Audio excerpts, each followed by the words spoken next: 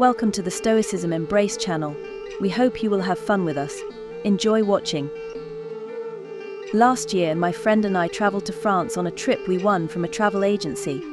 To be honest, her boyfriend who works there helped us. I've never been so anxious before in my life. After all, Paris is still a romantic city that can easily pull anyone into a love adventure if they dare to succumb to its temptation. It was there that one of the most memorable stories of my life happened. We were staying in a beautiful hotel in the center of the city with beautiful views from the windows. Jane, my friend, had to leave me for a while. I wasted no time and began to explore the room. The suite was magnificent. After a long drive, my body asked for a shower, and I followed immediately to fulfill this natural desire. I was already completely relaxed in the water, and even began to sing with pleasure when there was a knock on the door of the room. I thought I would quickly find out who it was and get back to my water treatments, so I just threw on a robe to cover myself. Behind the door stood a gallant man, about 50 years old, as it turned out, who was our roommate.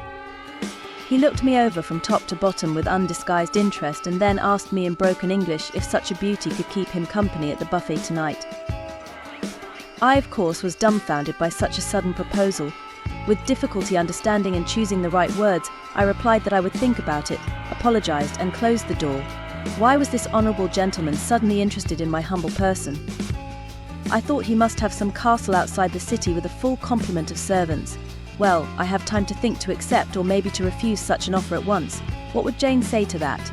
Knowing her, the answer would be immediate and positive. Oh God, what am I going to do? He's coming tonight. I still couldn't finish my bath. I needed to consult someone immediately. Should I call Jane? Or maybe I shouldn't tell her she has her own life. What should I do? The door was opened with a key. Aren't you packed yet? She started at the door.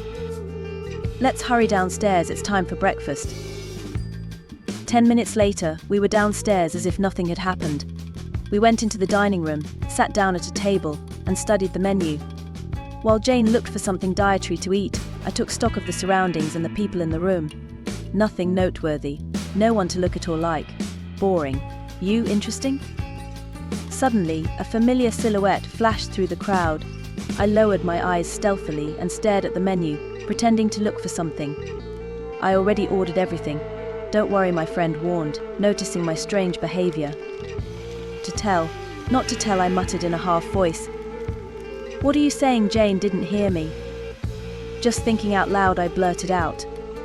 At that time, the food was brought to us. Jane kept laughing and eating, telling funny stories about her aunt who traveled all her life. That's how she found her love. Jane is probably going to do that too. Her ringing laughter had already attracted several male stares. My new acquaintance also took notice of our table. As soon as he saw me, his face broke into a smile. Look, this one's nice too, my friend nodded in his direction. Yeah, I thought. I just wish he wouldn't come up to us now. Luckily for me, that didn't happen. Having greeted us, my new acquaintance plunged back into his manly affairs.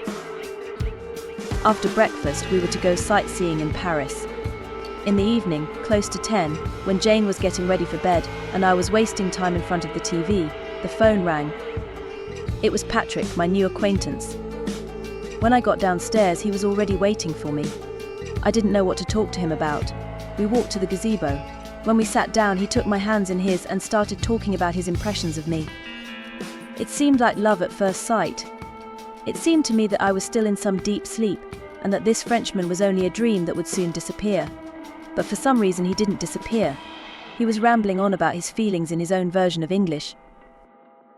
Listen, I began, but immediately stopped talking as he put his index finger to my lips, signaling me not to interrupt him. I fixed myself. He was indeed a businessman who had inherited 2 castles. He was like a prince on a white horse, only with a grey beard. I'm exaggerating. At a very advanced age, almost elderly. I didn't know what to do in this situation, but I decided to play along. That's when Patrick moved closer and looked into my eyes. I felt his gaze piercing through me. My consciousness no longer belonged to me. I acceded towards him. We stealthily made our way to Patrick's suite. I glanced around the suite, very cozy. He offered me a drink. I chose champagne, which I regretted after a few sips. The sparkling drink hit me in the head.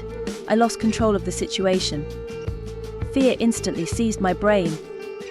Patrick took advantage of the situation and suggested that the two of us spend the night together. As I looked around, he shoved a huge 30 cm long stick in my face. I opened my mouth in surprise. It turned out to be a tobacco pipe. I eyed it with interest while he instructed the staff to bring enough snacks and fruit to the room. I wanted to say that I shouldn't drink so much alcohol and that I should go, but he just blocked my way. He pulled me close and gently touched my lips with his. Only one thought pulsed in my head: here he is finally, the man you've been watching. I was intoxicated by the happiness that had suddenly snowballed over my head. We were ready to rush toward each other. Before it was over, Jane woke up to find me still gone. Concerned about my absence, she ran to the front desk where she was told that she had seen me with a man in the next room. When Jane realized what was going on and ran up the stairs, she was overtaken by 2 policemen and a man in civilian clothes. Our romantic dinner was ruined. Moreover, I had inexperience gotten involved with a man who had robbed his co-workers in some bank office. It was an embarrassment I might not have survived if it hadn't been for Jane. Maybe I should have told her about my fledgling but unhappy love from the start. Dear friends, thank you very much for watching. Leave comments, put likes, share with friends and subscribe to the channel.